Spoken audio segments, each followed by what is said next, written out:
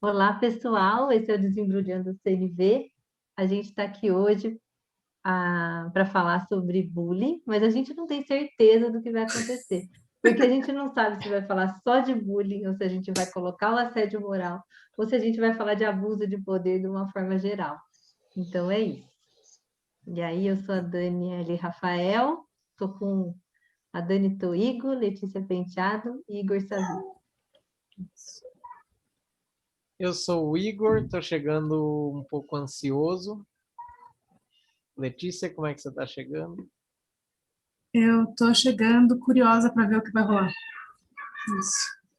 Dani, como você está chegando? Dani Toigo? Também estou chegando curiosa aí. É isso. Dani Rafael? Eu estou chegando também curiosa, porque esse é um tema que a gente já conversou um pouquinho antes aqui, a gente viu que é um tema que deu medo de falar.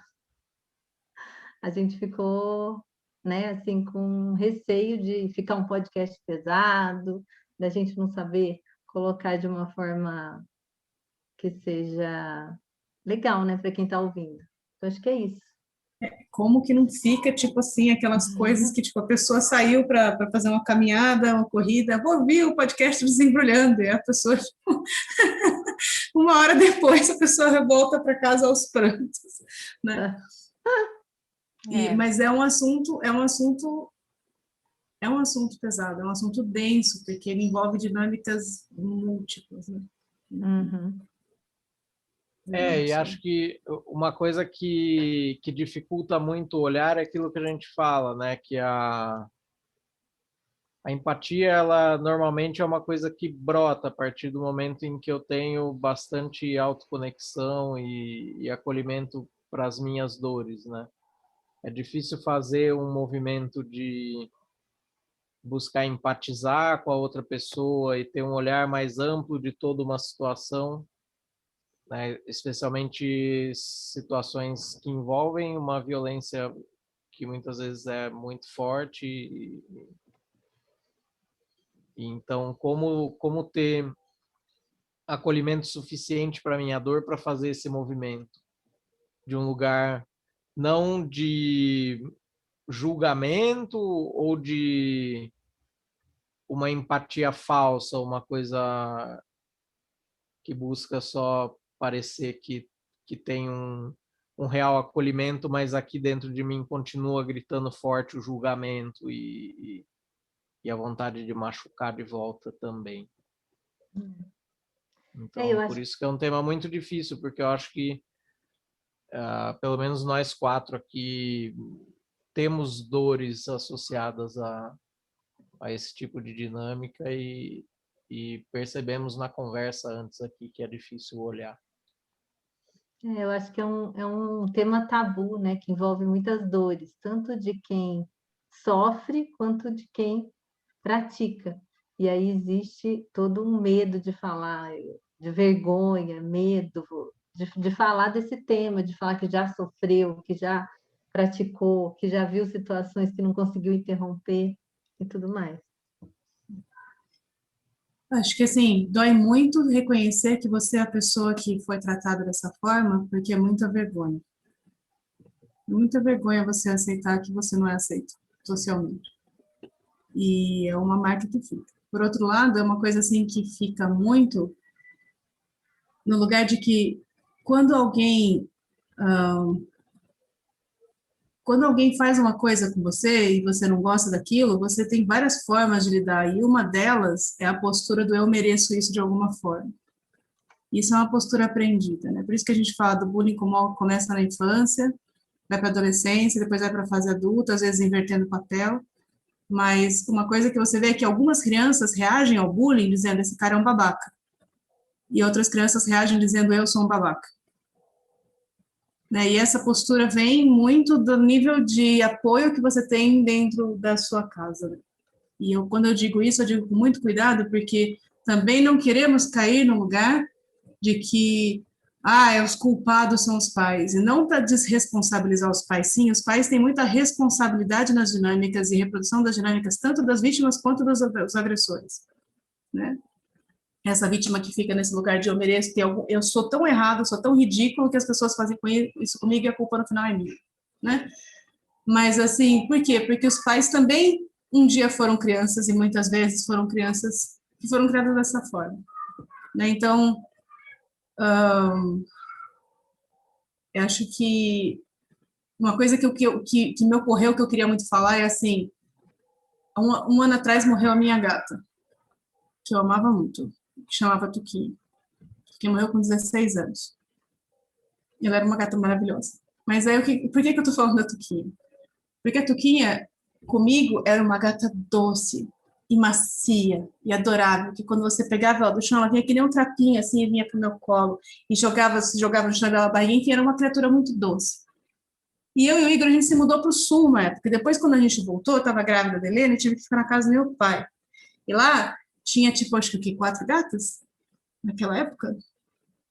Mais os nossos 3, que era a Tuquinha, a Lela e o Lars, né? Tipo assim, a gente tinha 3 gatos, 2 fora a Tuquinha. O problema é que, assim, na hora que a Tuquinha veio para a casa dos meus pais, eu lembro da sensação do meu coração batendo no meu peito, enquanto eu entrava com a caixinha dela dentro da casa dos meus pais, pensando, a minha gata vai ser comida viva, a minha terna e doce Tuquinha vai ser torturada pelos gatos do meu pai, todos os dias. E a minha gata era um monstro, gente. Ela cercou o banheiro e a comida de tal forma que a gente teve que colocar o banheiro e a comida em outro lugar, senão as gatas do meu pai não tinham acesso à comida, porque ela não deixava eles comerem. A gata que era tão doce, tão terna comigo, com os gatos do meu pai, era uma criatura inacreditavelmente maléfica. Quer dizer, eu tô aqui julgando a porra do gato. Mas olha só, ela era muito brava com eles. E por que eu tô falando isso? Porque para mim, como mãe da Tuquinha, teria sido mais fácil ser mãe da gata doce que está apanhando dos outros gatos do que ser mãe da gata ruim que está batendo em todo mundo e que não é bem-vinda aqui. Então, acho que esse ponto é importante de trazer, porque me ajuda a humanizar a pessoa que está ali, mãe e pai da criança que faz o bullying, que tenta olhar, mas onde é que está? O que eu fiz? Porque o primeiro lugar que todo mundo olha é para a mãe e para o pai. Tem violência na sua casa e você está fazendo isso. Às vezes, nem se identifica aquilo como violência. O que está acontecendo de violência? Você espera uma sanguinolência na ar, não é isso que está acontecendo. Enfim, então, assim, quanto disso a gente realmente tem controle, o quanto essas dinâmicas são realmente coisas que são copiadas e aprendidas e reproduzidas imediatamente, que para mim parece muito que são dinâmicas de poder e de pertencimento e que tem muito a ver assim com a humanização e desumanização das outras pessoas, né? E que não necessariamente isso vem de violência aberta e flagrante, assim.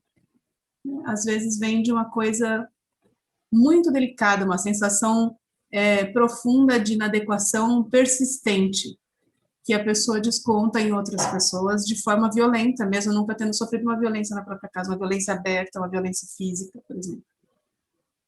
Né? É um grito desesperado por poder e dominação, por controle e segurança. Né? A pessoa que busca poder, que busca dominação, muitas vezes ela está buscando segurança. Então, me parece isso. Mas tendo estado do outro lado da moeda, era o que eu estava falando para vocês aqui, né, antes da gente começar.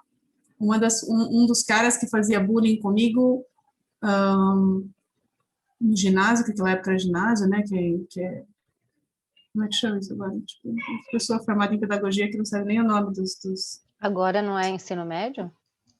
Não, ensino médio é o nosso colegial, Fundamental né? 2. É o Fundamental 2. Obrigada, é isso, Fundamental 2. Então, quando eu estava no Fundamental 2, me procurou no Facebook, tipo, insistentemente para ser amigos no Facebook. Tipo assim... E, nossa, sabe? É muito impressionante. Eu não sei se a pessoa se dá conta de como foi para mim, ou se talvez, sei lá, eu não sei, eu não consigo entender. Talvez a pessoa quisesse me pedir desculpa, mas é muito complicado perceber que, para mim, mesmo depois de todo esse tempo, humanizar essas pessoas é difícil. É difícil.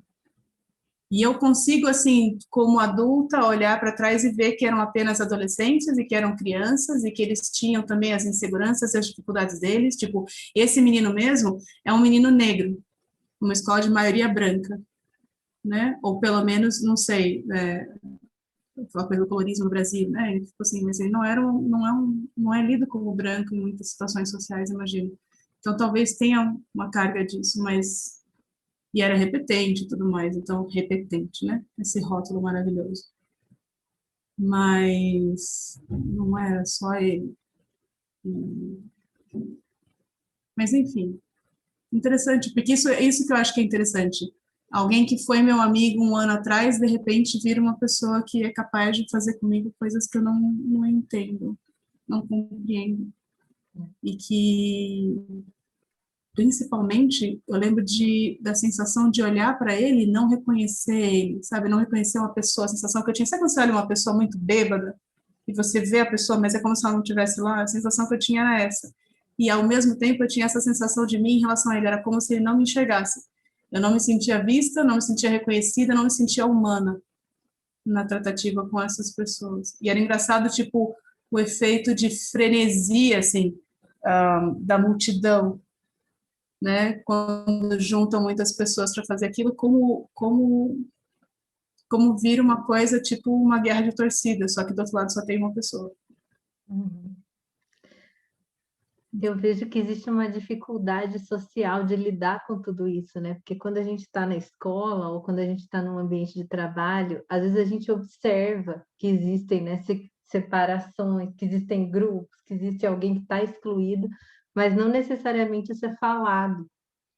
Eu lembro que, né, quando eu vim para Campinas, eu fui para uma escola, assim, de um padrão social diferente do meu. Então, era uma escola que tinham pessoas que tinham mais dinheiro e o meu pai gostava, né, e valorizava a educação, então me colocou lá. E o quanto que foi meio traumático ficar lá. Porque eu não me identificava com aquelas pessoas que estavam lá. E a outra porque as pessoas também não tinham abertura para quem chegava lá e fosse de outro lugar ou que fosse diferente. E isso não era uma coisa que era tratada dentro da escola. Ah, a gente ficava excluído e está tudo certo. A gente não falava sobre isso. E era uma coisa normal, eu também nem reclamava disso. Mas hoje, quando eu olho para trás, eu falo o quanto que isso é ruim, né? E é ruim porque quando a gente está falando dessas segregações, a gente está falando de uma cultura que não valoriza o que é diferente, né? E aí a gente está o tempo todo colocando nos grupinhos onde a gente só conhece poucas pessoas, ao invés da gente incluir todo mundo. E eu acho que existe uma grande dificuldade, tanto nossa, né, que está sofrendo, né, essas segregações, quanto de quem está em cima. Então, por exemplo, dentro do ambiente de trabalho, muitas vezes uma pessoa que é excluída, todo mundo também, as pessoas do mesmo nível que ela ficam longe dela. Porque eu falo, bom, se eu ficar igual, se eu me juntar a essa pessoa, eu também vou ser excluída. Como se Então, fosse contagioso. então é uma coisa tão assim violenta, né? E assim ninguém fala disso, ninguém trata disso, ninguém. E a gente não tem nem para onde reclamar, entre aspas, assim, porque a partir do momento que você reclama, é aquilo que a Letícia falou, né? Muitas vezes você fala assim, não, a culpa é dela, ou é ela que é esquisita, ou é ela que não se adequa aqui ao...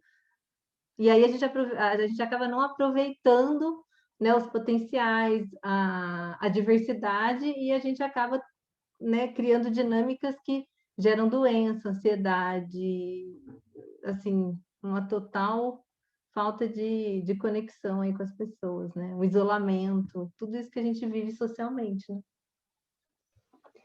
E Dani, de uma forma, né, que eu acho que hoje as pessoas estão mais atentas, mas que quando eu era criança, a gente tem uma idade parecida, violência, está muito presente, está trazendo muita dor e não é visto como uma violência, porque não é algo que aparece, Tá lá silenciosamente agindo no emocional daquelas pessoas que estão sendo segregadas, trazendo muita dor. E é lógico que às vezes então tem como cada um lida, né? Acho que a Lê falou muito isso. Para algumas pessoas isso vai, e aí vai fazendo o seu bando e vai tomando algumas decisões, mas para algumas, quando não tem acolhimento, quando não tem essa coisa de ser visto e ser acolhido em nenhum âmbito, ou porque não sente confiança nem de abrir, porque sente vergonha, enfim, né? Isso passa como se nada estivesse acontecendo, fazendo com que a dor ainda seja maior, né? E aí me veio agora, vieram duas coisas na minha cabeça, né? Essas questões que volta e meia acontecem, essas tragédias absurdas de alguém entrando numa escola onde estudou e fazendo grandes tragédias ali se materializarem, e que daí vão investigar, né? São pessoas muitas vezes extremamente fechadas e que foram segregadas e que acabaram indo para essa escalada interna de violência e de vingança, e que a gente sim olha para eles como monstros, desumaniza, né? E aí me veio uma lembrança de uma história que até foi minha terapeuta que trouxe para mim para elucidar uma coisa que foi bem importante.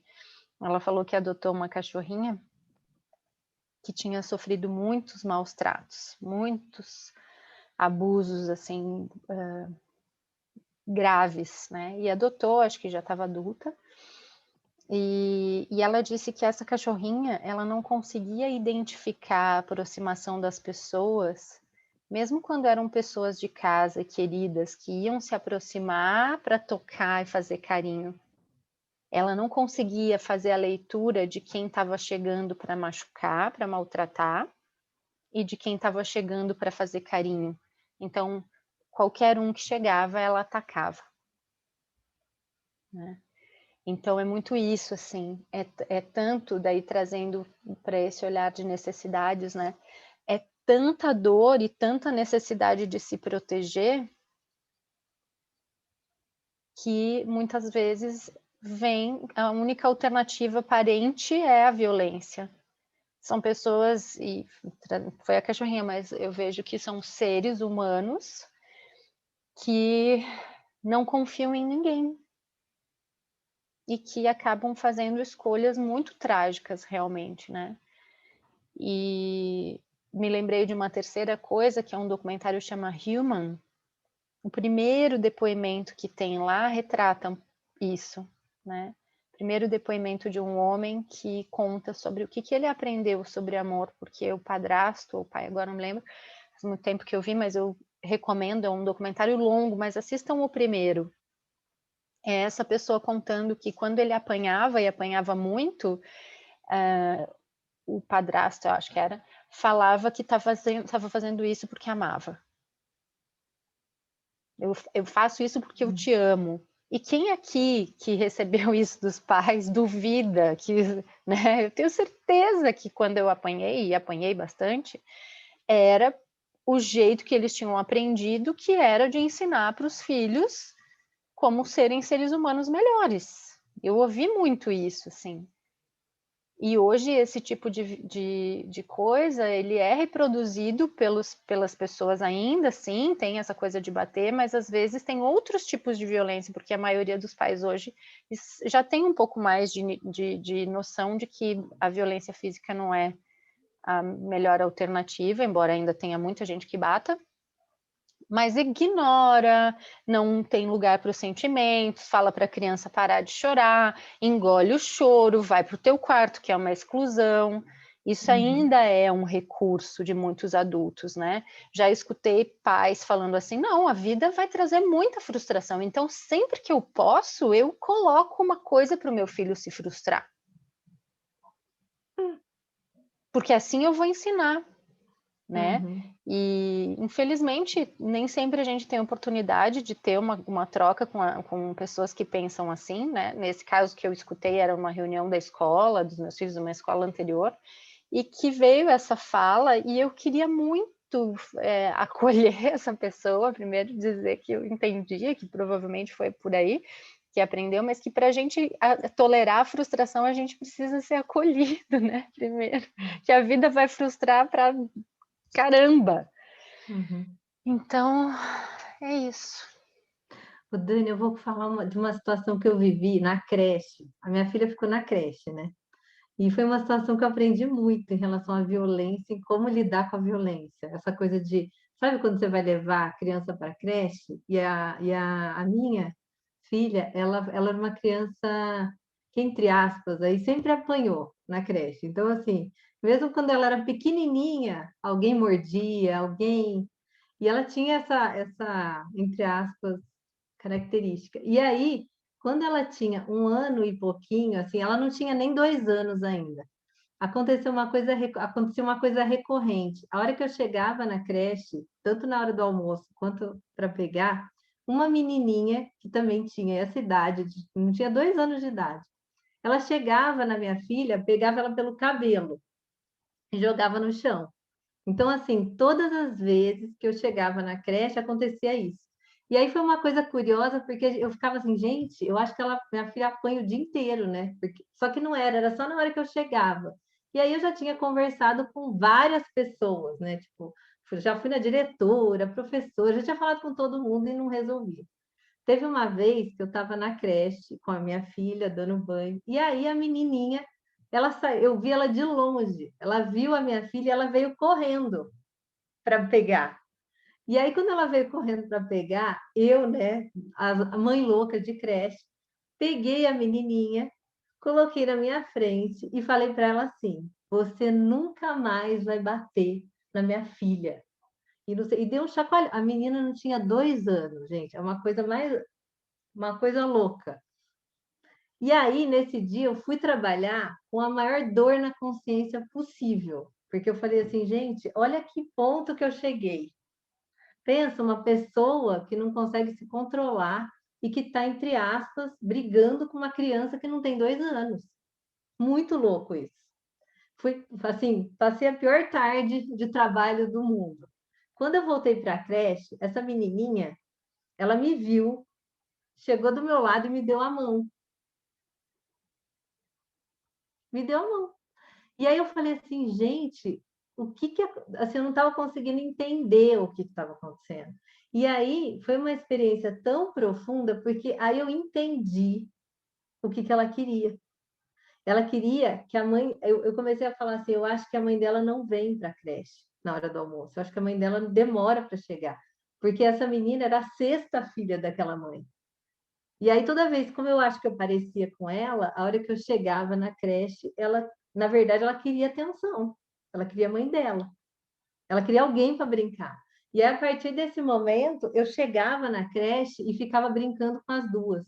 E aí eu resolvi o meu problema. Assim, mas eu trouxe essa história só para ilustrar essa coisa de que uma criança que não consegue nem falar, ela já tem uma necessidade não atendida, né, que para mim era de atenção, e o quanto que ela quer, ela expressa isso de forma violenta. E aí cabe, né, a nós adultos e que temos alguma percepção ou alguma, sei lá, talvez alguma maturidade maior, entender que volta na história do Marshall, né? Toda violência é uma expressão trágica de uma necessidade não atendida. Então, quando a gente consegue se conectar com isso, entender que a violência vem daí, eu acho que a gente consegue acolher mais, porque o que acontece? Quando a gente vê, é muito fácil rotular, né? É muito fácil. Eu achava essa menina um monstro, e a menina não falava. Então, assim, é muito fácil quando acontece um episódio de violência, a gente jogar essa pessoa no lugar do bandido e não acolher. E às vezes eu sei que sofrer bullying é muito ruim, mas imagina o quanto de dor não tem por trás das pessoas que fazem, né? E a gente vai direto acolher quem sofreu e não cuida de quem não sofreu. Isso tem tudo a ver com o nosso sistema, né, carcerário. Em parte, eu não sei, porque, tipo assim, então, eu tenho preocupação com a gente dizer isso justamente porque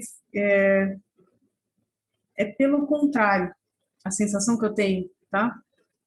Com uma pessoa que sofreu muito bullying. As pessoas têm nojo da gente. A sensação que eu tinha como adolescente, as pessoas têm nojo da gente. As pessoas que poderiam resolver o problema têm nojo da gente. Você é um pária. Você está sendo maltratado pelos seus pares porque você não merece respeito. Você não é digno de respeito. Então você é menos do que pessoa. Essa é a sensação que eu tinha.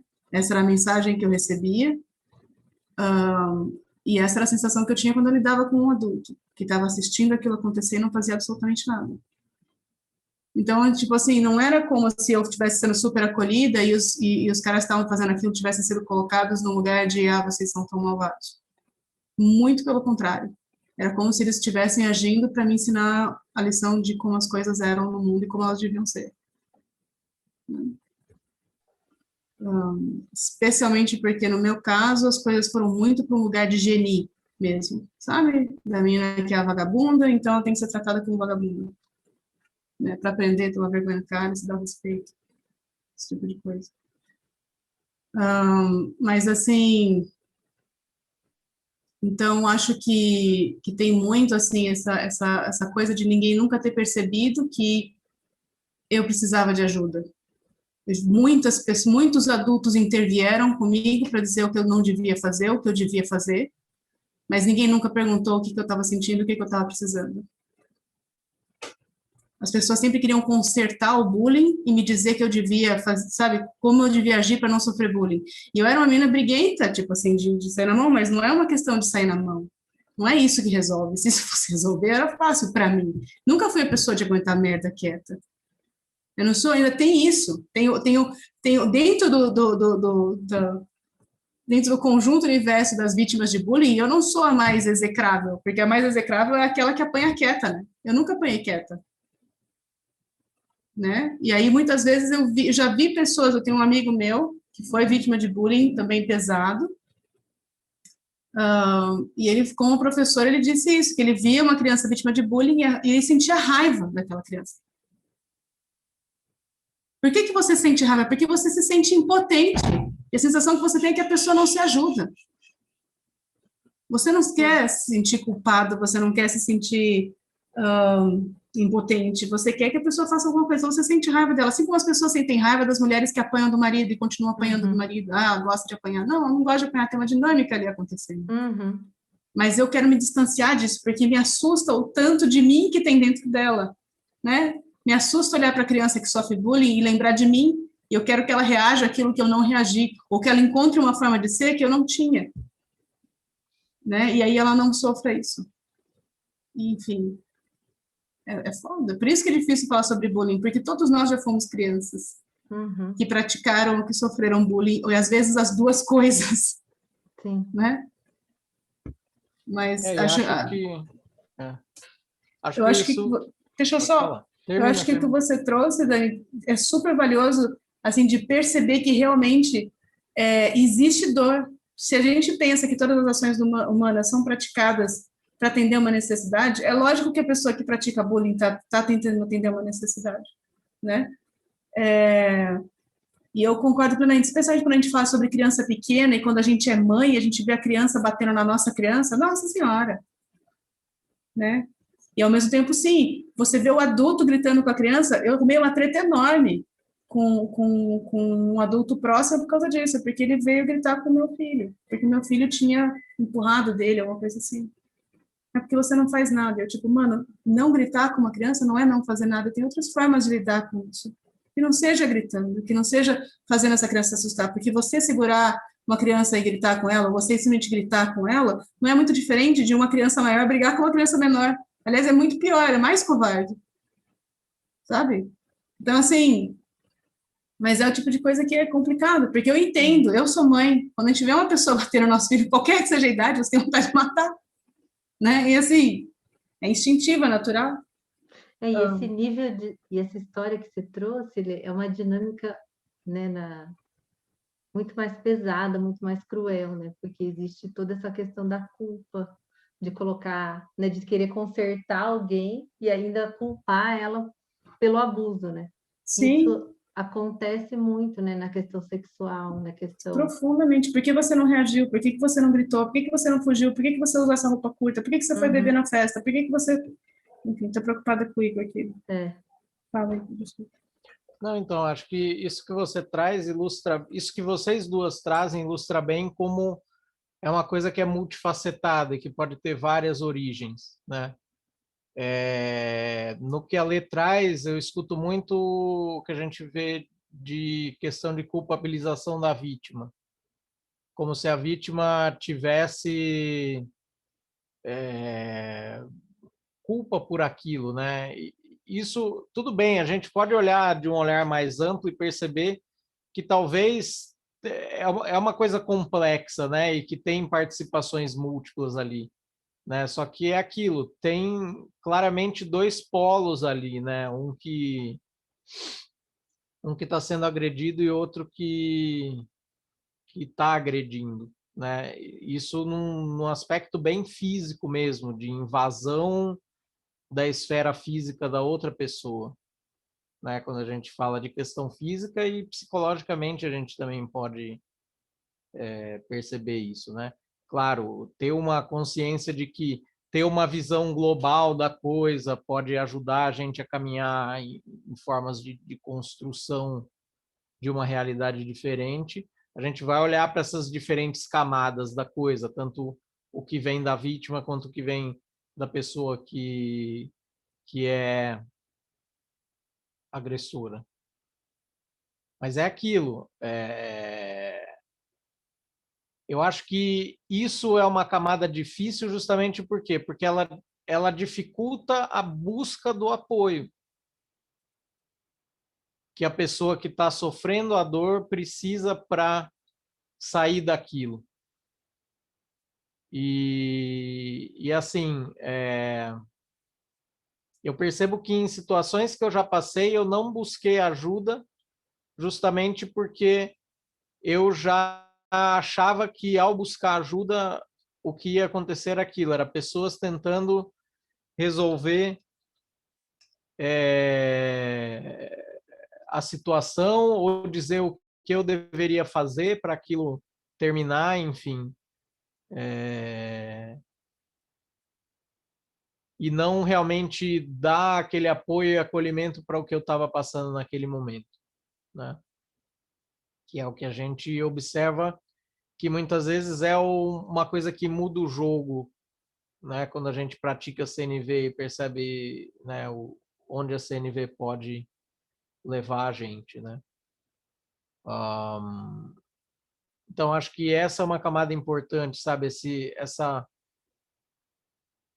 Esse saber que tem um local onde eu possa buscar apoio, onde não vai ter um julgamento do que eu estou fazendo para contribuir com aquela situação, e simplesmente uma escuta daquilo que eu estou passando e do que é importante para mim e de como talvez possa ser construída uma nova realidade a partir de alguma escolha minha que estou sofrendo essa violência, né? Ao mesmo tempo, tem uma outra camada que é o quê? Que eu percebo que em muitas situações que eu vejo de bullying é aquela outra face da interdependência. Então, a gente, como humano, a gente vive em comunidade, né? E essa interdependência é o que permite a gente fazer mais do que a gente consegue sozinho.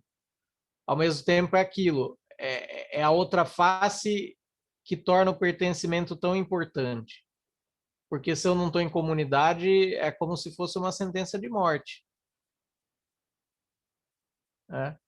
E às vezes, se dentro dessa comunidade que eu tô tem essa regras não ditas, né?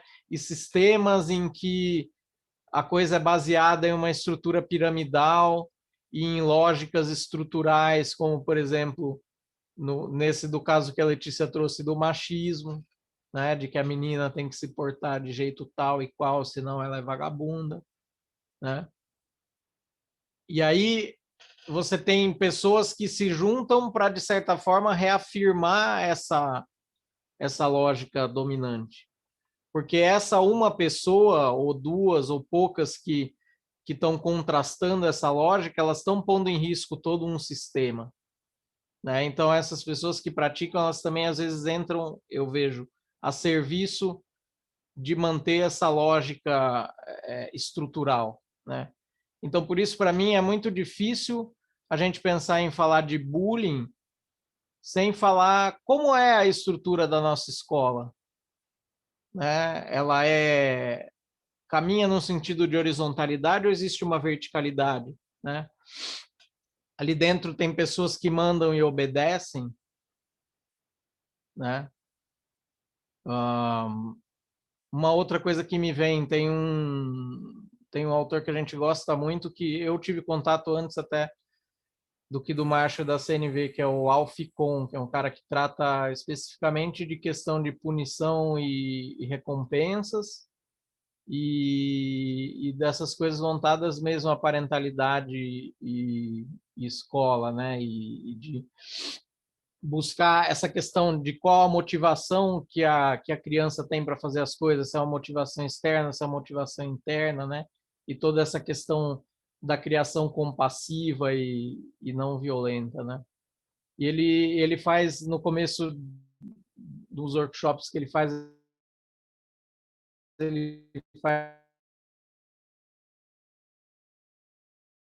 uma lista. Como é que vocês gostariam que as suas crianças, sei lá, bem decididas, enfim. E aí ele pergunta, tá, e o jeito que a gente está criando elas caminha nesse sentido? É coerente com isso? Igor, teve um momento que a tua conexão travou, e aí a fala, você começou a falar da questão da lógica de punição e recompensa, e aí o som ficou...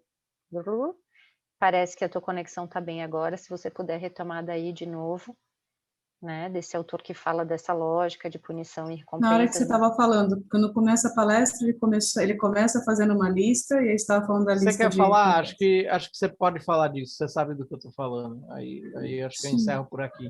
Mas eu acho que é isso, eu acho que a gente não tem como falar dos comportamentos sem falar da estrutura, né? Isso vem de uma estrutura também, né? E a gente precisa olhar para a estrutura, né? Senão é aquilo, a gente vai ficar tratando de um ponto aqui, um ponto ali, muitas vezes reforçando uma lógica de exclusão, porque aí o que eu faço com o agressor? Eu excluo ele, né? Então ele é expulso da escola, ele é preso, né? Então a gente exclui essa pessoa do convívio, só que as coisas continuam acontecendo, e por que elas acontecem? A lógica por trás do bullying não é muito diferente da lógica por detrás da prisão. Você fez uma coisa, você é uma coisa, né? Acho que a diferença é essa, né? Você é uma coisa e você, portanto, é menos que humano. Você não é como nós, então você é menos que humano. A gente combinou que você é, então a gente pode tratar você como a gente não trataria outras pessoas. Né? A mesma lógica por trás do sistema prisional, né? A privação de humanidade condicionada. Então, assim, tem uma condição que, quando satisfeita, você deixa de ser pessoa, e eu posso colocar você dentro de uma lata com outras 40 pessoas, e você tem que se revisar para dormir no chão. Então, a questão do Alf é que ele faz uma lista com as qualidades que as pessoas querem que os filhos deles tenham no futuro. E aí é sempre assim, uma pessoa, sei lá, amorosa, dinâmica, proativa, lá, que pensa por si mesma. E ele falou, ele vai ler aquela lista no final, longa, né? E ele fala, engraçado, aqui não tem obediente. E a gente fala tanto que a gente quer criança obediente. Não é bem isso, assim, mas ele fala basicamente isso, ele mostrando que uma das coisas que a gente preza em crianças é a obediência. E a gente não quer adultos obedientes. Como é que você acha que uma criança que foi criada para ser obediente pode virar um adulto que não seja alguém obediente? É impressionante. É uma coisa assim, sabe? É óbvio, né? Mas a gente quer adultos que contestem, mas não quando é contestando a gente, o nosso poder. O nosso poder é absoluto. E quando eu estou no poder, eu sou boazinha. Esses dias a gente estava conversando com outra mãe, e ela falando sobre essa questão de como para ela era difícil se ver com mãe, às vezes, nessa estrutura de poder, não sei o quê, que ela não queria. E eu, olha, você tem poder sobre os seus filhos, você tem poder de vida e morte sobre eles. Isso é um fato, isso é um fato. Eu tenho 2 crianças aqui na minha casa, eu posso fazer o que eu quiser com elas, até alguém chegar e ter a ideia de querer intervir, até alguém fazer alguma coisa, já foi. né? E, assim, precisa de muito para alguém querer intervir. E isso não é assim, eu estou falando isso, não porque isso seja... isso é um fato, reconhece, você é uma pessoa que tem, tipo, no mínimo o dobro da massa muscular de uma criança, né? E o seu intelecto já está mais maduro, você é capaz de manipular essa pessoa também.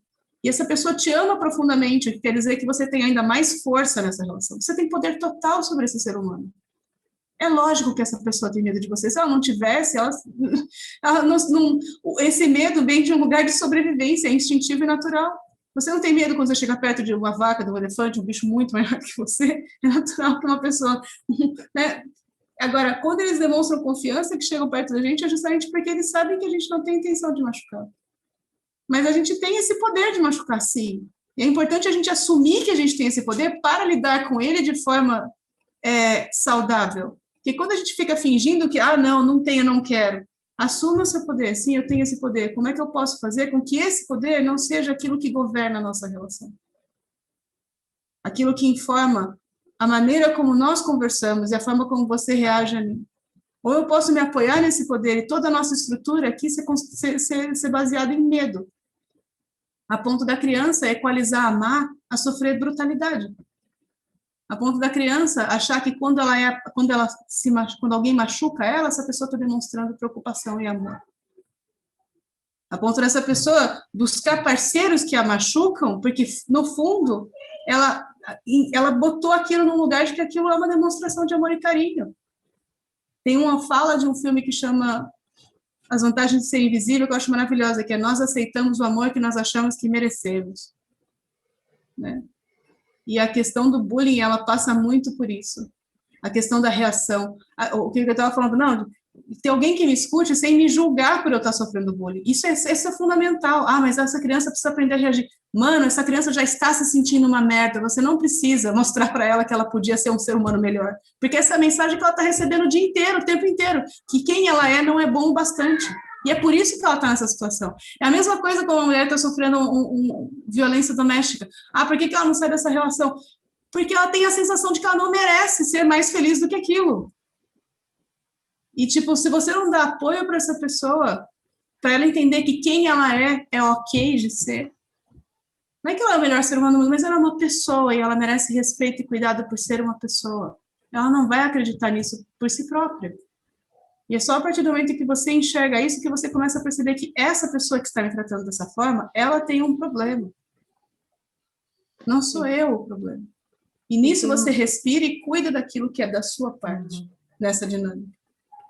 E tem uma coisa que a pessoa tá tão fragilizada que ela nem tem força para sair, né? Porque muitas vezes a mulher abusada ou a criança, ela está numa situação de extrema vulnerabilidade. Às vezes ela não tem nem dinheiro, ela depende financeiramente do abusador. Então não tem como ela sair dali, porque nem emocionalmente e nem tem muita coisa. Para ela conseguir sair dali, ela precisa de muito apoio. E assim, a gente, na verdade, fica reforçando, você não é adequada. E como que ela vai sair Você não está dali? se esforçando bastante. Reage. E aquilo, quando a gente olha para uma pessoa e diz essa frase reage, a gente também está tentando atender a nossa necessidade de cuidado. A gente se sente mal olhando aquilo, a gente se sente impotente, a gente quer que alguma coisa aconteça. Mas assim, por isso que é importante a gente identificar essas coisas, porque se você realmente quer apoiar uma pessoa que está numa situação de violência, né, e você acha que existe algo que ela poderia fazer diferente, talvez você apoiar ela para que ela se enxergue como um ser humano que merece defesa, né, seja algo que vai ajudar ela a lutar. Porque eu sempre soube dar porrada. Agora, quando você acha que você não é digno de defesa, você bate em todo mundo que mexe com o seu amigo. Mas a pessoa que mexe com você, você congela. E você sente que, no fundo, você merece aquela agressão. Queria falar umas coisinhas sobre essa coisa do merece essa agressão. Para mim, que vou repetir, né? Gosto que a minha mãe escuta esse podcast, mas o jeito que eles aprenderam foi de ensinar utilizando punição. Então, desde castigo até chinelada, cintada, varada, todas essas coisas super legais. Todo esse, né, rol, assim, de coisa. Não só ela, os dois. uma das coisas que foi muito libertadora para mim, e que foi um passo anterior a buscar a comunicação não violenta, foi ter lido uma reportagem que fazia uma pesquisa, que fazia uma associação de quanto pessoas que receberam punições físicas na infância são mais violentas, né? Então, mais impulsivas e mais violentas, mais reativas.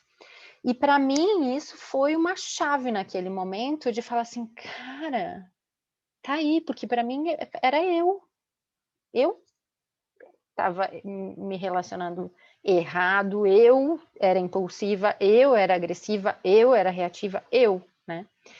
E aí foi uma coisa muito importante para eu ter consciência. Então eu queria falar isso.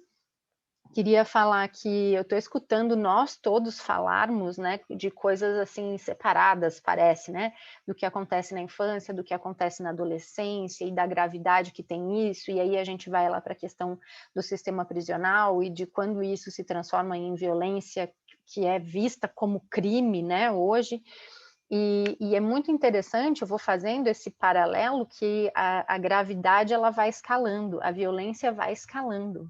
Né? Mas o adolescente que faz abuso sexual, físico, com outros do mesmo sexo ou do sexo oposto, daí vão se somando violências estruturais e sistêmicas, né? Como o Igor estava trazendo, mas isso vai ampliando. Então, a menininha que de 2 anos bate, que de 4 anos põe o menino que põe o pé para o outro do futebol cair quando está jogando futebol na escola com 6, e tudo isso vai ficando e vai passando como se fosse algo natural, né? Quando uma criança chega em casa e conta para o pai que o fulaninho deu um soco ou empurrou, e ele fala, mas não me apareça aqui apanhado, como, né? Não me apareça aqui apanhado, bate de volta, se defende. Vai apanhar 2 vezes, né? São Apanhou na rua e vai validações. apanhar em casa porque apanhou. Exato, são validações da violência, né? E aí vai fazendo isso ficando num tamanho proporcional ao que o nosso corpo físico vai trazendo e que a nossa falta de apoio, de segurança, de contar e de quebrar esse ciclo vai tomando. E aí me venho muito ouvindo vocês, né? Disso, da violência como um pedido de socorro, e pulou assim a teoria do apego, né? A gente, dentro dessas questões da parentalidade, estuda isso, né? Da teoria do apego, das necessidades não atendidas e como a gente faz, que daí chora, e aí quando recebe esse acolhimento ou aquilo que está precisando, que entra numa situação de relaxamento e se sentir bem. E aí o tempo inteiro nas nossas relações, e aí não indo para um lugar de certo e errado, e sim, eu sempre provoco isso, que aqui a gente possa olhar para o que é saudável ou é prejudicial, para o que é útil ou para o que é inútil, em termos de educação, quando eu estou com os pais, né? E educadores. Vamos deixar um pouco esse de certo e errado ali do lado, porque a gente recebeu muito, então vamos deixar isso e vamos pensar se isso foi saudável para a gente? Porque tem tanto aquela naturalização daquela fala que diz, mas eu tô aqui, eu sobrevivi. Mas a quanto custo? Quantas feridas? Quanto a gente reproduz? Né? Quanto a gente se sente inadequado? E aí eu queria trazer isso, né, da teoria do apego, que o tempo inteiro nas nossas relações, a criança desde bebezinha, quando ela tem ou não suas necessidades atendidas, de ser escutado naquele momento, de na hora que cair, ganhar um colinho ou um olhar, né? Que ela está o tempo inteiro fazendo interpretações e avaliações de como são as pessoas? As pessoas são confiáveis? As pessoas, é seguro viver aqui? Como é o mundo onde eu estou? Esse mundo é um mundo gentil ou é um mundo hostil? Que eu tenho que me defender, que eu tenho que me proteger por mim mesmo, que se eu chorar, não importa o que vai acontecer, eu vou ser ignorado até eu cansar de chorar e parar. Então, quem sou eu? Quem são essas pessoas? Quem é o mundo? Eu mereço o olhar e o afeto? Ou não, eu não mereço? E isso, gente, segue pela vida toda. Só que vai ficando maior, né? E eu vejo muito isso, que às vezes é muito difícil de humanizar aquela pessoa que faz a violência. É muito difícil quando a gente está sentindo, quando a gente está empatizando, sentindo a dor ou ama muito quem está sentindo a dor.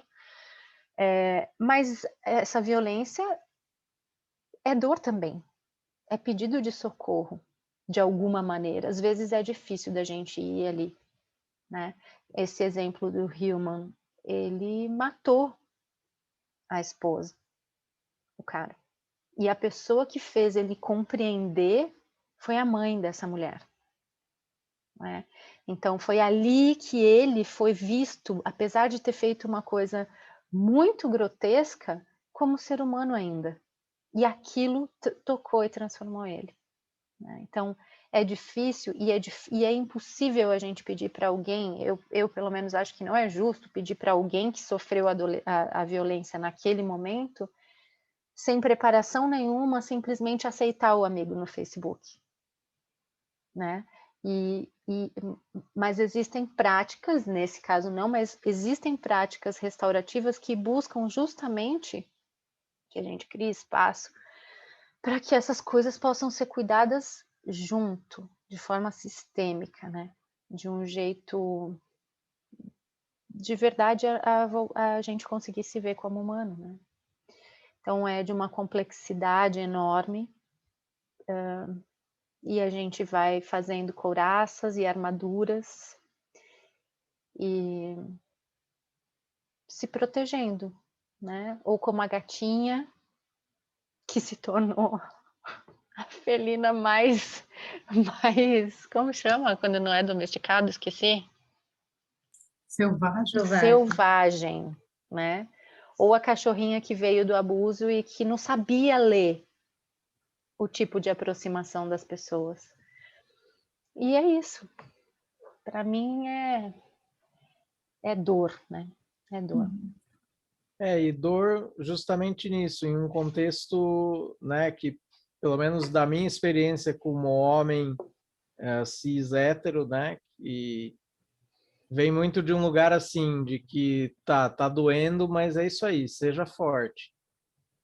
Isso acho que de certa maneira passa para todas as pessoas também, né? Seja forte, tá doendo, seja forte, como você falou antes, é para o seu bem, né? É para você conseguir viver melhor em um mundo que é assim, né? Mas, pô, será que eu quero viver num mundo assim? Né? Tá, ele é assim, mas será que, né? E acho que vem um pouco disso, né? De talvez pensar em, será que novas realidades são possíveis? Né? Será que a gente precisa ser todo, sendo que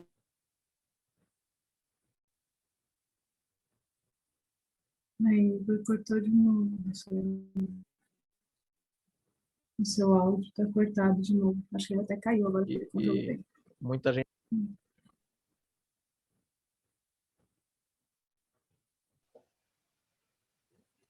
O Igor está com uma conexão. Isso a gente precisa ver se essa parte a gente corta depois? Como é que a gente faz? Porque acho que a gente não vai cortar. A gente não edita nada, gente.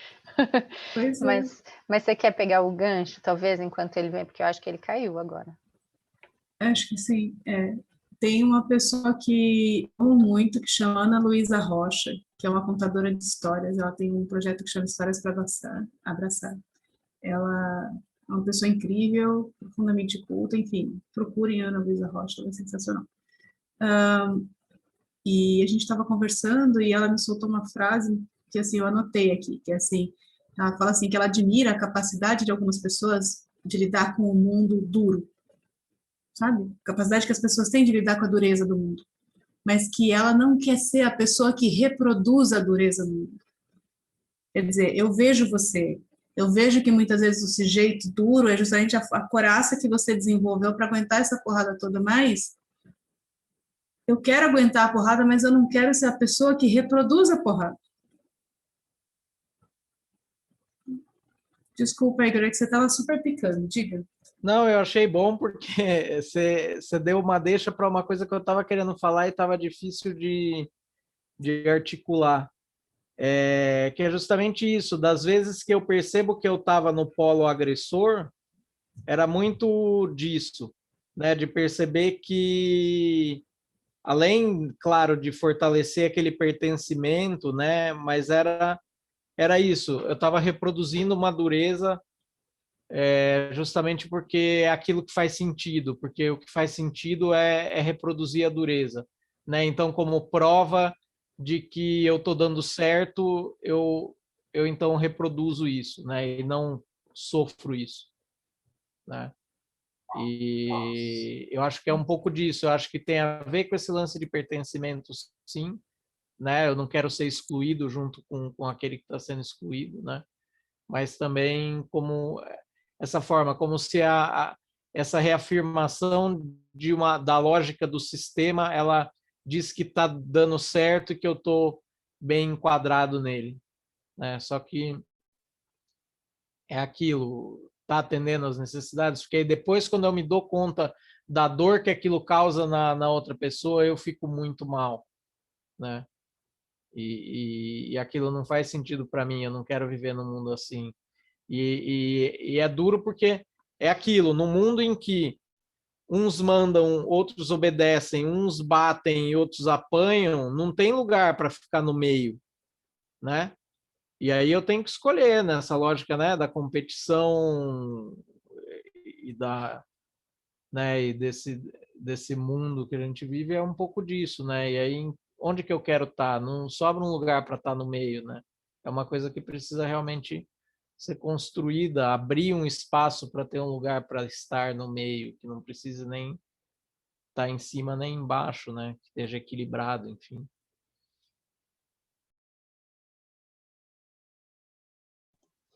Vamos para o nosso check-out? Então, tá cumprido já o episódio. Eu saio, acho que satisfeita com o que a gente conversou aqui e um pouco preocupada com a Lê. Não sei como ela está em relação a tudo que apareceu aí. Fiquei um pouco preocupada, assim. Queria checar com ela se está tudo bem. Mas acho que a gente foi, assim, acho que eu gostei do que a gente fez aqui com o tema. E você, Lê? Eu tô saindo melhor do que eu entrei, porque para mim é um tema delicado. É delicado principalmente porque a vontade de cuidar das pessoas é muito grande. A vontade de cuidar de todo mundo, sabe? De não tratar do tema de uma forma unilateral e não causar ainda mais dor em torno dele, né? E eu saio melhor por ter falado e por ter recebido escuta e apoio. Eu sinto que eu me senti ouvida e sou grata. Isso aí. Obrigada por todo o cuidado também. Dani, tu aí, como está sendo? Eu também estou saindo melhor do que eu cheguei. Eu estou muito grata por a gente ter cuidado antes de começar a gravar do que estava vivo para a gente, de ter tido esse momento de escuta e de acolhimento. Acho importante a gente falar isso para as pessoas. A gente não ensaia, não cria roteiro, mas a gente se cuida. Então a gente chega aqui e conversa sobre o que está pegando, como a gente está sentindo o tema, e foi muito importante. Me tocou muito. Eu sinto que cada vez mais a nossa relação se expande, assim, e é muito... Eu vejo muito valor e muita beleza nisso, então eu me sinto grata. E nesse momento eu estou emocionada pelo que a gente construiu aqui, e espero que isso possa ir para o mundo como uma contribuição, assim. Eu tenho certeza que a gente fez com muita entrega e cuidando tanto da gente quanto de quem talvez possa escutar. Obrigada, sou grata por isso.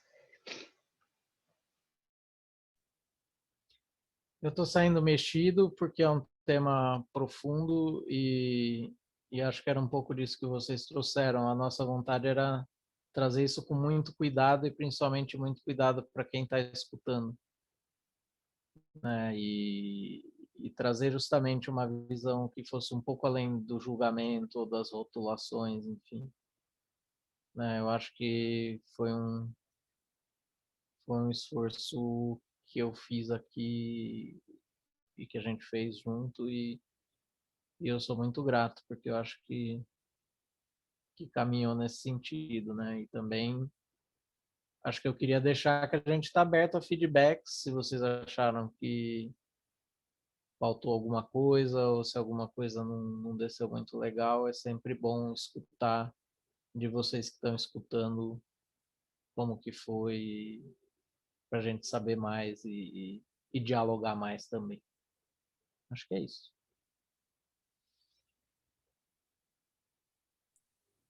Então vamos encerrar correndo, que vai ficar com 1 hora esse episódio.